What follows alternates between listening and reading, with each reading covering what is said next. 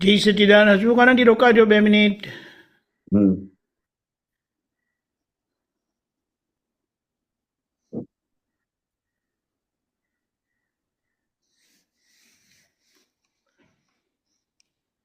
આખું જગત પડઘારું સામ સામું અથડાય, ક્રોધ લોભ મોહમાન અવસ્થિત પર્યાય, શબ્દ ભાવ તન્મય એક પણ વ્યર્થ નહીં, અવસ્થિત લહેરના મેળવણે જામે દહીં, આમંત્રિત અતિથિ અવસ્થાને લેણ દેણ, દીધું તેજ પાછું આવ્યું, પૂર્વે નોતરેલા કહેણ,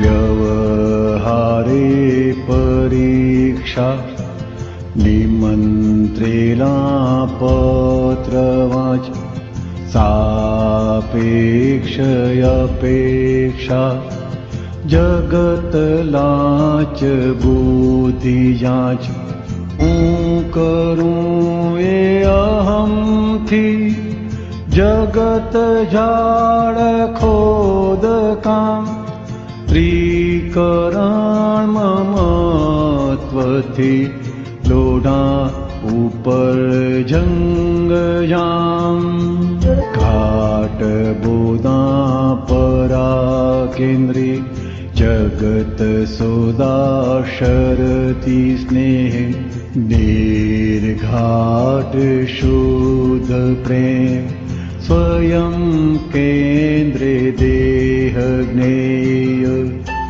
ઘાટ સંગ ચાહના પૂરગલની ચઢ ઉતર, ગાઢ મનો કામના પૂર્વી પડઘા પ્રત્યુત્તર.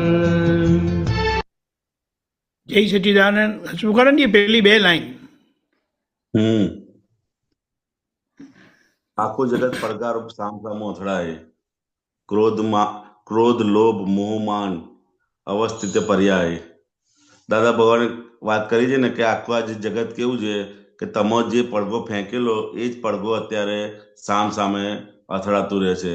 માટે આપણે પ્રાતઃવિધિમાં અંદર પહેલું જ બોલીએ છીએ કે મારા મન વચન કાયાથી આ જગતના કોઈ પણ જીવને કિંચિત માત્ર, જો તારે સુખ જોઈતું હોય તો તને સુખ મળશે, અને દુઃખ જોઈતું હોય તો દુઃખ આપીશ તો દુઃખ મળશે. એટલે જે પણ કંઈ પણ આવી રહ્યું છે, હવે આપણે મહાત્માઓને તો શું છે કે કંઈ પણ આવી રહ્યું છે તો સમજી જવાનું કે આપણું જ આપેલું એ આપણે પાછું આપણી તરફ આવી રહ્યું છે. માટે હવે શું કરવું જોઈએ? તો દાદા ભગવાને સિમ્પલ ચાવી આપેલી કે જે કંઈ પણ આવી રહ્યું છે એ તું જમા કરતા શીખી જશે. કે દાદા ભગવાન એટલી સરસ વાત કરેલી કે કંઈ પણ દુઃખ આવે છે, અપમાન આવે છે, કંઈ પણ વસ્તુ આવે છે, જો તારે ફરીથી ના જોઈતું હોય તો કે તું એ જમા કરતા શીખી જા, તો કે સામો પડઘો ધીરે ધીરે એ સમતો જશે. સમજાય ને? તો કે એ પડઘારૂપ, અને એ જ આપણે પ્રયોગની અંદર મૂકવાનું છે કે સવારથી સાંજ સુધી કંઈ પણ અપમાન આવે છે, કંઈ પણ દુઃખ આવે છે, તો કે સામેવાળા વ્યક્તિ તરફથી નથી આવ્યું, પરંતુ મારો જ પડઘો ફેંકેલો એ જ પાછો મારી તરફ આવી રહ્યો છે. સમજાય ને? એટલું સમજાય છે. જય સચિદાનંદ. જય સચિદાનંદ. ખાલી બીજી લાઈન માટે એક ફોડ પાડી દઉં કે જમા કરી દીધું હોય તો આગળ કોઈ વાત વધે નહીં, પણ જ્યાં ક્રોધ માન માયા લોભ, કે ક્રોધ માન લોભ અને માન જ્યાં ઉપડે છે તો ત્યાં જે જોવા જાણવાનો જે આખો ગુણ છે ને એનાથી જે શુદ્ધ પર્યાય ખુલ્લા થતા હોય છે તે શુદ્ધ પર્યાય બગડી જાય છે, એમાં ડાઘ લાગે છે, અને એ પર્યાય અવસ્થિત થાય છે ક્રોધમાન માયા લોભ થકી, એટલે કષાયો થકી. એટલે કષાયો છે આપણું બંધન કરીને પદમાં પણ આવેલું છે, તે આવી રીતે અવસ્થિત પર્યાય ઊભા થતા હતા. હવે આપણને જે ક્રોધમાન માયાલોભ છે મહાત્માઓને એ ડિસ્ચાર્જ પરિણામ હોવાથી એ બંધન કરતા નથી, પણ એની સામે જાગૃત નહીં રહે તો પ્રાપ્ત થયેલું સુખ, હાથમાં આવેલો મોક્ષ, હાથમાં આપેલો પરમાત્મા યોગ એ આપણે અનુભવી શકતા નથી. એટલે એ ફરીથી અવસ્થિત થતું નથી, કારણ કે આપણું હવે અવ્યવસ્થિત ખાલી આજ્ઞા પૂરતું જ છે.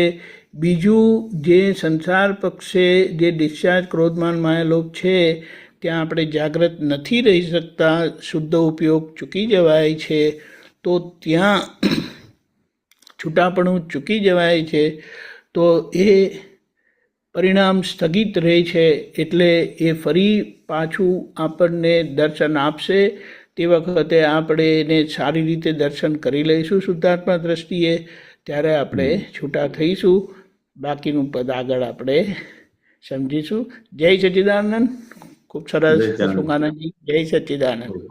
જય ચંદ સર્વે મહાત્માઓને જય સચ્ચિદાનંદ.